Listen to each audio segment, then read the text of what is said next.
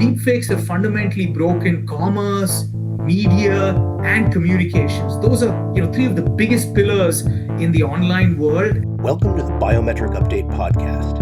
I'm your host, Joel McConvey. Today, we're recording our very first episode, and we're very happy to welcome to the show Vijay Balasubramaniyan, CEO of Pindrop. We are a company that focuses on deepfake detection and voice security.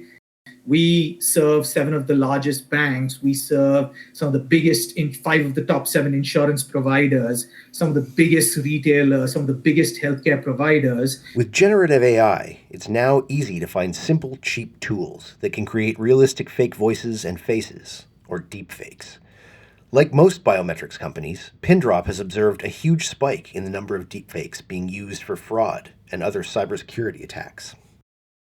In 2024, it absolutely exploded, and we started seeing a deepfake a day per customer. The problem has gotten so big, it's changed the balance in Pindrop's approach to authentication, from right human to real human. We used to be spending time on what I call the right human problem. That is, when you call a bank or an insurance or a healthcare provider, is it really Joel?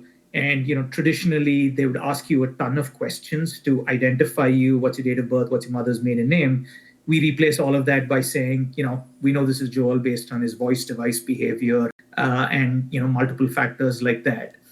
More recently, we've been focused on the real human problems, and not just is it a right human, but even more importantly, is it even a real human that you're talking to, or are you talking to a machine? And that's where a lot of our deepfake detection capabilities come in. When most people think of deepfakes, they think of video. But Vijay believes audio deepfakes are actually a bigger concern. Just between 2023 and 2024, there's been a 760% increase in audio deepfakes. And that number, just seeing the trajectory of now seeing 7 deepfakes a day, is just going to explode even more. Even for video, it's the audio that makes deepfakes seem real. And it's the element that's most responsible for persuasion. And if you think about it, even in video deepfakes, it's the audio component that gets you to do something. The video is there, it gives you a visual of the person, but it's the audio that says, hey, I want you to wire $25 million.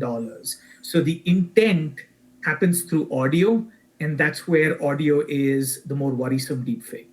Talking about fraudsters can get pretty abstract. I ask Vijay about details, who fraudsters are targeting and how. He tells me how retirement homes have become a prime target for deepfake scam calls. These attackers are very clear. They're going after senior citizens county by county. So they've gotten very, very programmatic. They go to a county, dial all the senior citizens on that county over a very short period in time, Friday, Saturday, Sunday. And then on Monday morning, all of these senior citizens show up at law enforcement saying, I lost $20,000, I lost $200,000. So that's a very nefarious form of crime. And these fraudsters are becoming really targeted there. But it's not just scam calls to old folks. Deepfakes are starting to show up everywhere. But we're also seeing it on the employee side. So not just if you're a customer of a bank or a financial institution or a healthcare organization, but the actual employees of that organization. We're starting to see deepfakes trying to do password resets, pretending to be the super user admin, getting a password reset done. There's a very famous case of a finance worker wiring $25 million, thinking he was talking to his CFO and senior leaders, but was actually talking to a deepfake. We're also seeing it in hiring. So candidates that are showing up that are deepfakes trying to land a job, and they have all kinds of reasons why they're doing it. So we're seeing it in every single walk, at the consumer, at the enterprise level, when you're a customer of the enterprise, as well as when you're an employee of that enterprise. Digging deeper into who's behind all this deepfake fraud and why it's gotten so bad, Vijay tells me the story of a fraudster named Williams. So, if you come to Pindrop, every conference room is named after a bad guy that we've caught. So we have Chicken Man and Pepe and Dava and things like that. One of the fraudsters is a person called Williams. And Williams, for the longest time, had a employed an army of people, about 12 people. They had this fraudulent call center out of West Africa, and all they do is dial for dollars. He started replacing those 12 people with a large language model, combining it with a text to speech engine. So you now have a completely automated system that's having full blown conversations with call center agents. Williams' bit of accidental genius was to get the hallucinations of large language models, or LLMs, to work for him. And the crazy thing is, using these tools to actually do something really interesting. Like in large language models, hallucinations are a huge problem. These large language models make stuff up, right? Like that's the hallucination. Mm-hmm. But he's instructed the large language model to take over an account. So have conversation with the ultimate goal of taking over an account. These large language models are making up reasons that are never heard of. We actually heard a call where the call center agent keeps the fraudster on hold, calls their supervisor, and says, "Hey, this customer is asking to mail this credit card, but he's giving me this reason, and I've never heard this reason." And the supervisor is telling the call center agent, "In my 20 years experience, even I have never heard a reason. And by my experience, when the reason is this unique, it must be true. So go ahead and mail the credit card." So he's gotten hallucinations, which are a bug in large language models, to become a feature for him.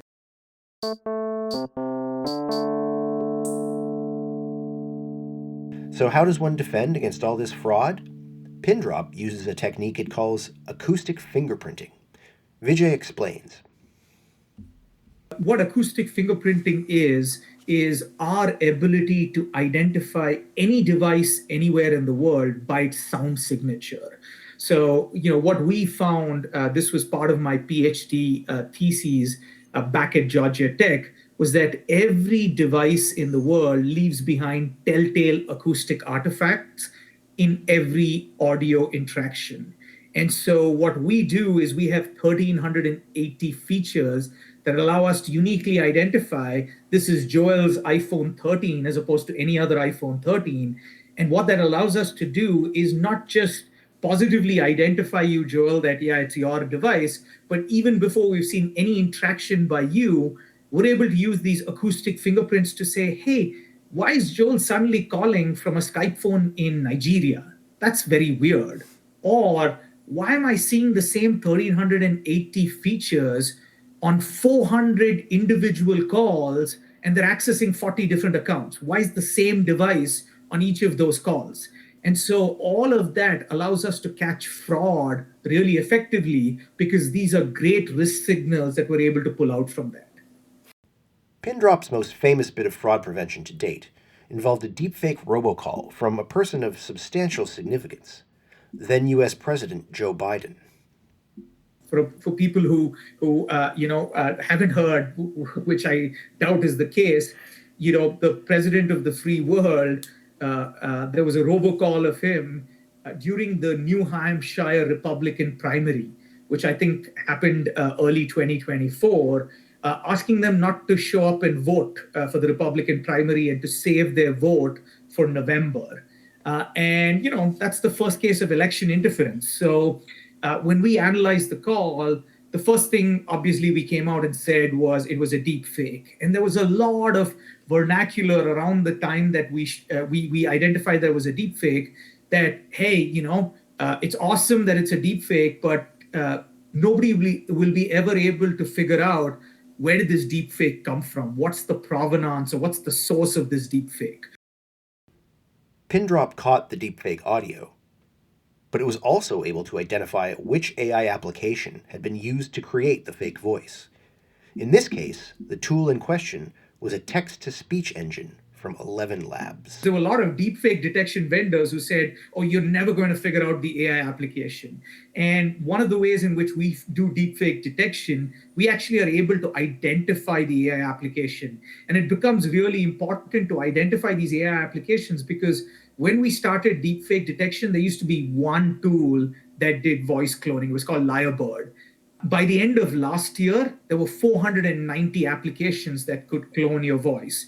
And it went from requiring 20 hours of your voice down to 3 to 5 seconds. So not only did we identify there was a deep fake, we were then able to identify what was the AI application that was used to create that deep fake. And then we asked the AI application to go check to take down the account that was perpetrating this fraud. And they were incredible. They were an incredible partner. They immediately took it down.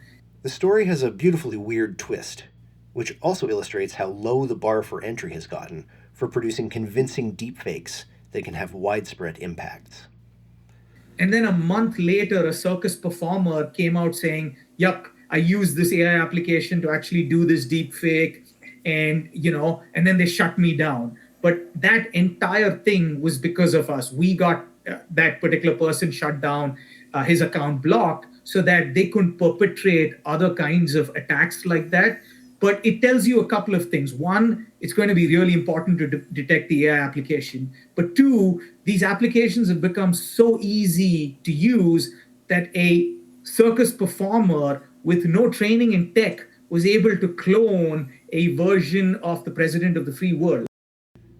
Every deepfake story that makes headlines chips away at public trust. Since we're in the business of telling stories, I asked Vijay if Pindrop has faced any challenges in explaining its technology or winning trust with customers and other parties. We had to spend a lot of time in the early days using a lot of the data as we did these POCs to show them the rate of fraud. But more recently, what's happened is that rate of fraud has gone up so much. Like just in the last 3 years, in 2021, we used to see 1 in every 1,000 calls used to be fraudulent. Now it's at 1 in every 567. So it's almost gone up 111%. So in a lot of situations that we show up, people are aware they have a problem. They've talked to one of the other banks or the other insurances, and then they realize they have a problem. And so right now we're spending a lot more time talking about the forward facing attacks. And that's where deepfakes come into play. How are deepfakes affecting you on the voice side? And the fact that, again, lots of people are like, okay, I hear about deepfakes, but is it really, am I seeing deepfakes in my environment? And again, now that we're seeing a deepfake a day per customer, and customers which are seeing 7 a day, and 1 every 3 hours, that data is very helpful for people to realize that tsunami is already here. The problem with deepfakes isn't necessarily that people are unaware of the technology.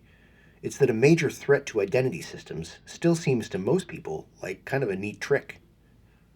Early in 2024, we did a survey, a consumer survey, to ask how much do you know about deepfakes and things like that. And the knowledge of deepfakes was actually pretty high. I don't remember the number, but 60% of individuals that were surveyed knew about deepfakes. There was a lot of, I understand deepfakes and I understand all the cool things that people are doing with it. They hadn't quite realized the fraud aspect of it. I think they're getting more and more aware of it. But the other part of it is, to your point at the beginning of this conversation, for them, deepfakes was all about video deepfakes. They did not realize that their voice could be cloned. So audio deepfakes was less understood. In fact, when we did that, survey, I think voice cloning or audio deepfakes had a very low percentage of awareness. But as we've started seeing more and more of these attacks, we're hoping that that awareness becomes larger and larger, especially because audio deepfakes is the way a lot of the senior citizens are getting compromised. And so we need to continue to increase the awareness across all of these facets of deepfakes. It's a message that you hear across the identity spectrum. Take this seriously. Beyond the novelties, deepfakes are fundamentally corrosive to reality. And it's going to take collaboration to deal with the deluge. I think the big takeaway is, for us, deepfakes are here. They're going to affect every facet of your life because, if you think about deepfakes, they've fundamentally broken trust in all online communities, right? They've broken trust in commerce because you don't know whether you're talking to Joel or you're talking to a deepfake of Joel.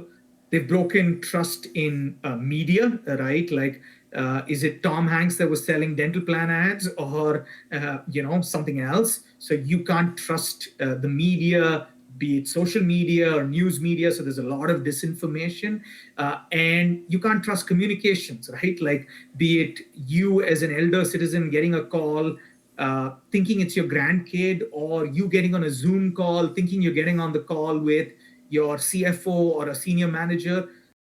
Deepfakes have fundamentally broken commerce, media, and communications. Those are, three of the biggest pillars in the online world.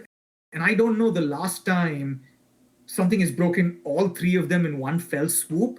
So I think deepfakes is the most existential problem that we have right now, and we all need to band together to solve that problem. Thanks to Pindrop's Vijay Balasubramaniyan for joining us for the very first episode of the Biometric Update podcast. Check back for further episodes covering all the stories that matter in biometrics and digital identity, and be sure to visit www.biometricupdate.com.